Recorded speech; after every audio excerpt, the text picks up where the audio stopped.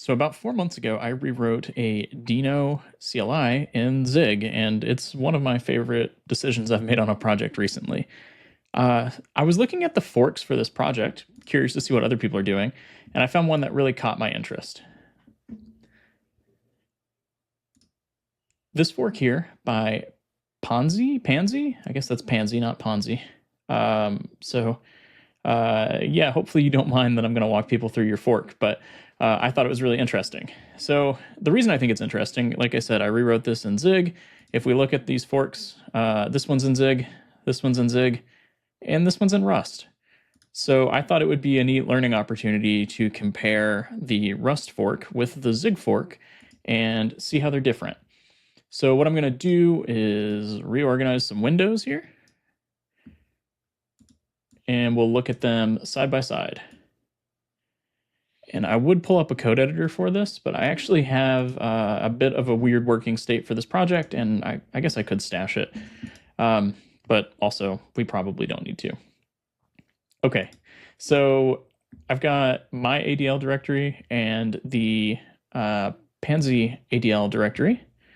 We're going to look at the source. And really, this project's really light. So what I'm really interested to see is what the equivalent Zig looks like in Rust. So just making sure that there were no changes to the template files. Yep, no changes here. No changes here. And yeah, no changes here. Okay. So really the only difference are these two files. So I think it'd be fun to go side by side and compare them and see what the difference is. Okay, so we have a couple different things going on. So in the Zig version, we're importing the standard library. It looks like they're also importing certain pieces of the standard library from Rust. So create directory all, read directory, file, IO write, path buffer, and then system time. It looks like there's also an HTTP date function that they're pulling in, format HTTP date. This doesn't look like it's standard library. And I guess now would be a good time to tell you that I am not a Rust expert. I've done a little bit. Enough that, oh, that's sweet. Thank you for keeping my name in there. I've done enough that I can read this Rust code and have an idea what's going on, but if I had to write this myself, it would take me some time probably. But it does look like HTTP date is a third-party dependency, which is reasonable. That's we had the exact same issue in Zig, is that I wanted to format my date times, and finding the format that I wanted involved an external dependency. Okay, so we're line for line so far. We have our README contents, our ADR contents, and our help contents. It's actually the same over here, which is pretty cool. It's using this include string. I would assume this is a macro. Let's find out. Yeah, okay, it is a macro. Cool, so it is a macro that loads a file and includes it as a static string. So this is basically, it is the exact same thing that we have going on over here. It's just the Rust version. Interesting. Okay, so there's a rebuild readme function that is inlining. Not too sure what suggests that the function should be inlined. Okay, cool. So it's just telling the compiler, hey, you probably want to inline this, which makes sense. What's interesting about that is that it looks like they are using this function as an entry point into a larger rebuild readme function. I don't necessarily know why you would need to do that, or why you would want to create a separate one and then inline that. So if you are Panzi, I'm going to keep saying Panzi, and I mean to say Panzi, and you're watching this video, I would love to know why you might want to do that. Or maybe you're someone else who's watching who's familiar with Rust and would be able to tell me. Okay, so rebuild readme with files. This looks like it's going to be very similar. So, okay, they're grabbing a path buffer here. They're collecting that into a list of some sort, I would assume. Get the current time from system time, format that as a date, replace the timestamp with the date. That's what we're doing here. What we're doing here. So the Rust version is slightly fewer lines of code. That makes sense, though. You can see that 2 of our lines of code here are deferring freeze. So that makes sense. Looks like we have a mutable vector for our files, which maps to our array list here in Zig on 25. Oh, sorry. And then let's see. Essentially doing the same thing here. So for file in files, and then it is getting the file reference, formatting it, and then pushing that. This is actually really clean. I like this quite a bit. I guess it's not too different from what we're doing over here, but it is a little different. Okay, then we're replacing the format. Okay, yeah. So we're taking the formatted files and we're joining on a line break. That's exactly what we're doing down here. And then we have this with contents. I actually really appreciate that the variable names have basically been kept the same. That makes this really easy to compare. So we can see here that what we're doing in the Zig version is we're replacing contents from the template with the contents that we've just built. They're doing the exact same thing here. And then they are creating a file. And it looks like unwrapping the error type that could come from that. And then they write all the contents as bytes, which is basically what we're doing here. So this is pretty close to a one-for-one mapping from Zig to Rust, at least in the case of this rebuild readme method. So I'm curious what the generate ADR method looks like. Oh, this is way simpler. Okay, cool. So we have the more or less the same interface. The key difference here in Zig is that we're taking in an allocator, of course, because we need to make allocations. So this is a use size instead of a use 64. In hindsight, this probably could be a use size as well. Might be better to be a use size. So that might be something that I can replace and fix. And then name is a reference to a string. Returns a result. So the interface here has changed a little bit, where we are returning an error union with void. They're returning a result, which I guess that makes sense for Rust. And then let's see, safe name. So we're essentially, replacing. This is actually a little cleaner than mine. They're checking to replace spaces, forward slashes, or backslashes. I'm just checking spaces. So that might be an improvement that I can cannibalize from this project back into the source. And then they have the file name. So, okay, what's really interesting here is what they're doing with the safe name and the file name. It's 2 lines in Rust, but it's all of this in Zig. And again, it's what, 13 lines of code in Zig. It's not that bad. And a lot of it's because of, indentation and line breaks. But I do think that that's one thing worth calling out here in the Rust version is that with the format macro, this is really nice. It's really clean. And it was a little bit more involved in the Zig version. But again, it's more or less the same thing. So we're essentially padding our numbers with leading zeros, freeing that whenever we're finished with it, or freeing it, I should say. And then we are essentially coming up with the file name, which in our case requires an allocation here. So we are using a lock print to create that string. And then, of course, freeing it again. Okay, so all of that is essentially handled right here in one line with Rust, which is pretty cool. It's neat to see that. The heading here, so yet again, the format macro, and it looks like it's taking the same approach here that we're taking here. I guess a key thing here is since they are inlining the leading zeros, we're not doing that here. We're setting that up in a variable up here, or a const, I guess, just to be clear. And it looks like they need to do that twice. That's a minor thing. If they really wanted to, I'm sure they could pull that out to a constant as well. Okay, let's see. So then they're replacing contents, which is what we're doing. So we have heading. So the heading replacement is here. We create the file. It's kind of actually a random thing that is a little interesting. These feel out of order in the Zig version. I don't know why I'm creating a file before I'm replacing the contents. I probably should replace the contents first, then create the file. So yeah, fun little refactor that maybe we'll do at the end of this video. But that's exactly what they're doing here. They're replacing the contents first, then creating a file, and then writing it as bytes. That's actually a better solution than what I have. So yeah, let's maybe do that refactor. Ensure that a directory exists, more or less the exact same thing. So in Zig, we're getting a handle in the current working directory, and then we try to make path It's kind of a little interesting tidbit on the Zig side.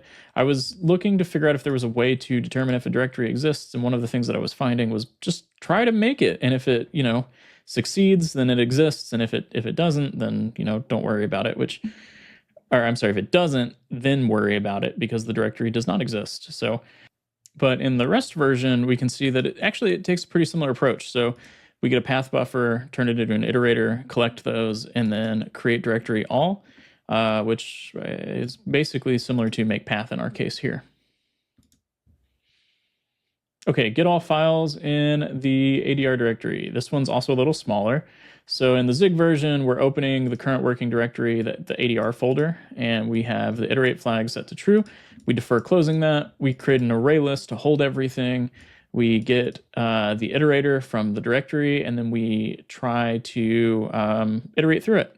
And while we have things to iterate through, we are essentially appending the name to the array list with a little bit of filtering out. So we don't want to include the readme, and we don't want to include the assets. Sorry, this is in the way. And I just realized that we could probably make these a little bigger. I feel kind of bad at this point, but oh well. Okay, so yeah, so the Rust version, let's take a look at that. So we create a vector to store things in, very similar. So it's going to be our array list equivalent, essentially, for entry in readdir ADR. So it's iterating through all of them.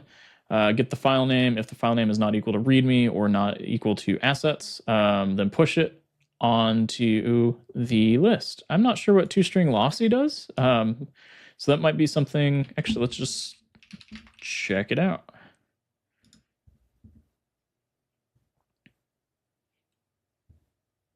Converts a C string to a cow. So cow is a copy on write, if I remember correctly from my adventures in Rust.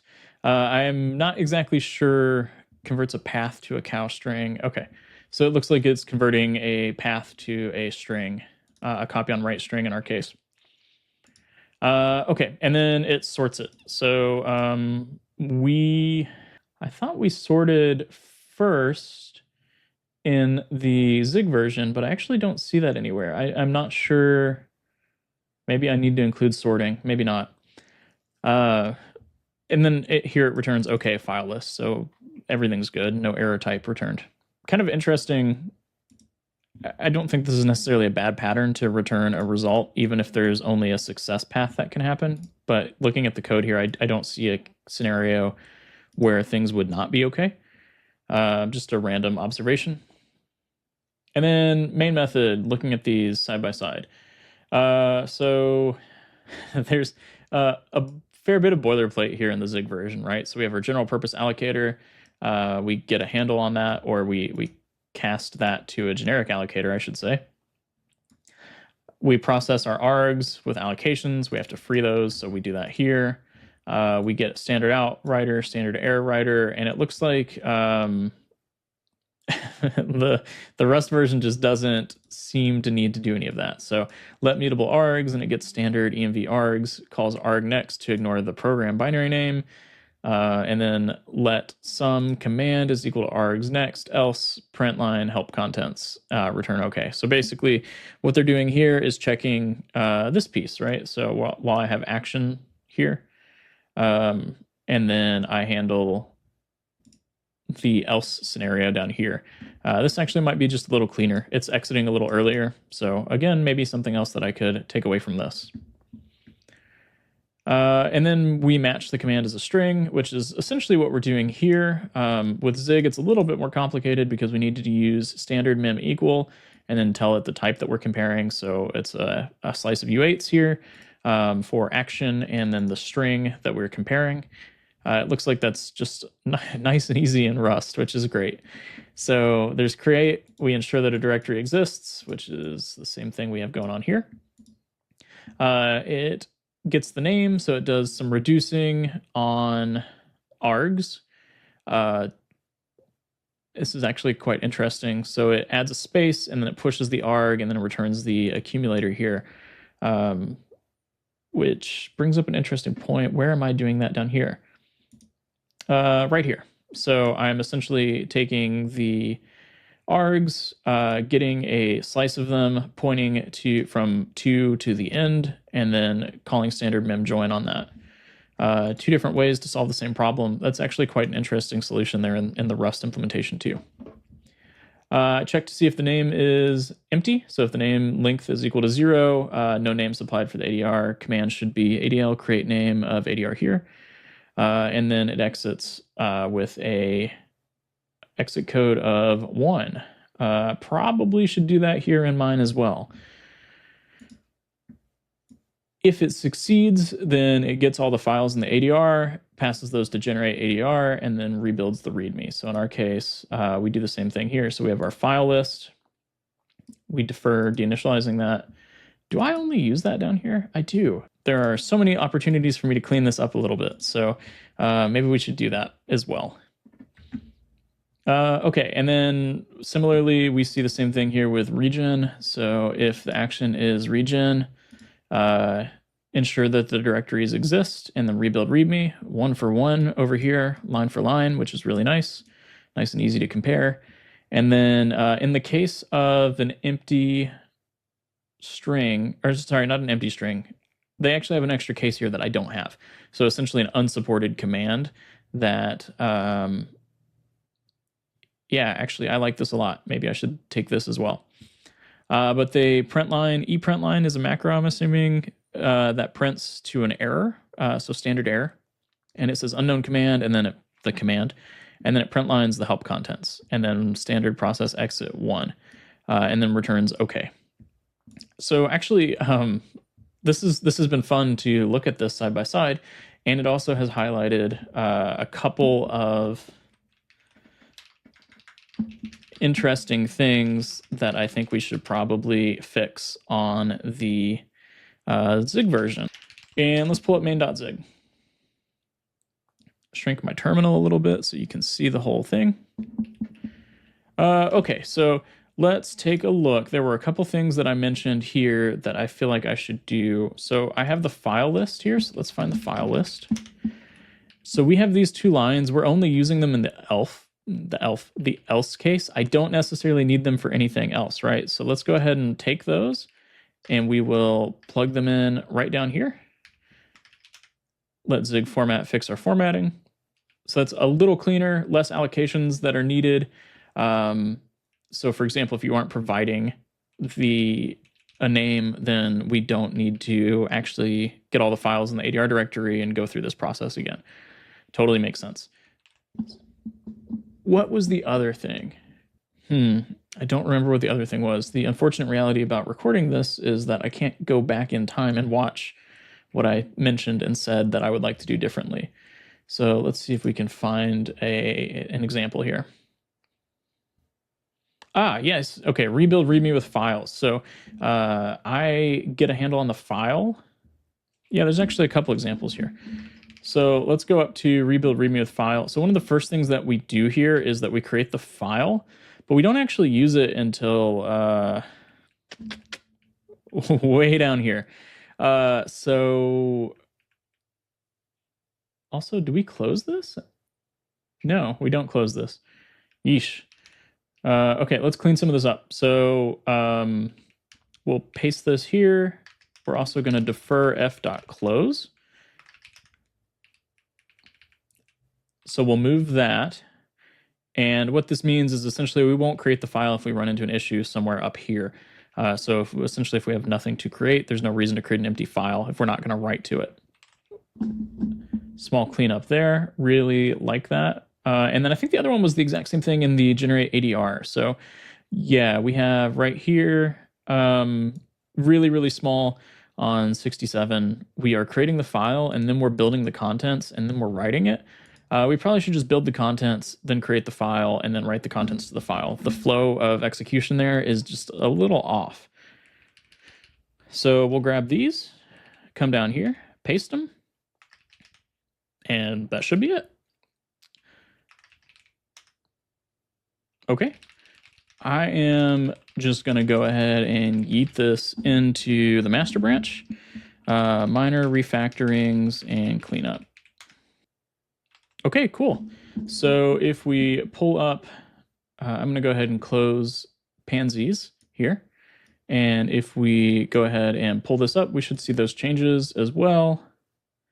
And commit just came in just now, minor refactorings and cleanup. So we should be good to go. I've said this many, many times now. I think rewriting code in a new language is a fantastic way to learn new languages and really, essentially, when I start a new project, I like to do one of two things. I like to change one of two things. And I guess this kind of goes to more of a like scientific method type thinking, but I'm either going to build something that I have no idea how to build, and I'm going to build it in a language that I know. So for example, if I wanted to build, well, I've been doing the Codecrafter shell and Zig, and maybe that's a bad example because I'm changing both. But if I really wanted to build something like a shell from scratch and I really want it to be successful, I'm only going to focus on learning the parts that are necessary to make a shell. So I would choose a language like Go or TypeScript that I'm really comfortable with. If I really wanted to learn Zig or Rust, I would take something that I've already built. I know business logic-wise, I know domain logic-wise how it needs to work, and then I would focus on learning the syntax of that other language by porting it over. So I would say, okay, I've built I have this queue system in Go, and now I really want to learn Rust. So I'm going to take the queue system that I've built in Go because I know it's accomplishable. I know I can build the thing. I've built it before, and I know exactly how it works. And I can read Go code. So if I have questions about anything, I can read through the Go code. I feel comfortable with it, and I know, hey, that's exactly how this works. I see it right here. I wrote this code. Everything makes sense. Now, how do I do this in Rust? How do I take the same piece of code and port it over in Rust? And then one of the things you may find is like porting code over one for one might not give you idiomatic Rust. It might not give you idiomatic Zig. So then at that point, you might want to go back and actually try to make your code more idiomatic, which I think is a great thing to do as well. But you can take it step by step, right? It's iterative development, and that's probably, in my opinion, one of the best ways to learn. Anyways, I hope you found this video helpful. If you did, let me know in the comments below. I would love to know your thoughts, just really about this video or any of the videos that I've put out recently. I really enjoy talking with all of you, and it's always fun. Besides that, if you haven't yet subscribed to the channel, we're all friends here. Come hang out. Maybe a bit of homework, a bit of an ask. Fork this repo, rewrite it in something. I would love to see it in OCaml or Haskell, maybe. Scheme, put me back into my Lisp days. I would love to see all of that.